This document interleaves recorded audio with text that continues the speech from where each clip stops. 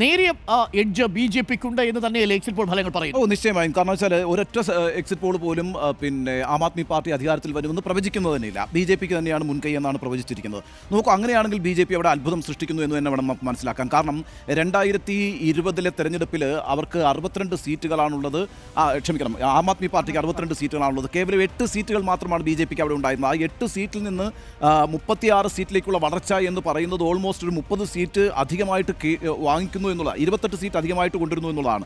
അത് മാത്രമല്ല, നമ്മളുടെ പെർസെൻറ്റേജ് ഡിഫറൻസ് നോക്കിയേ, കഴിഞ്ഞ പ്രാവശ്യം 15% വോട്ടിൻ്റെ ഡിഫറൻസാണ് BJP-യും പിന്നെ ആം ആദ്മി പാർട്ടി ആയിട്ടുള്ളത്. 15% വോട്ട് മാറ്റി കൊണ്ടുവരിക എന്ന് പറയുന്നത് അത്ഭുതകരമായിട്ടുള്ള കാര്യമാണ്. ഞാൻ വിചാരിക്കുന്നത് കഴിഞ്ഞൊരു 4-5 ദിവസത്തെ പ്രചാരണങ്ങൾക്ക് വലിയ ഇമ്പാക്റ്റ് ഉണ്ടാക്കാൻ കഴിഞ്ഞിട്ടുണ്ട് ഡൽഹി തെരഞ്ഞെടുപ്പിൽ എന്ന് തന്നെയാണ്. പ്രധാനമായിട്ടും ഈ പറയുന്ന ബജറ്റിലെ 12 ലക്ഷം നികുതി ഇളവെന്ന് പറയുന്നത് വളരെ പ്രധാനപ്പെട്ട ഒരു കാര്യമാണ്. അതടക്കമുള്ള കാര്യങ്ങൾ വലിയ സ്വാധീനം ചെലുത്തിയിട്ടുണ്ട്.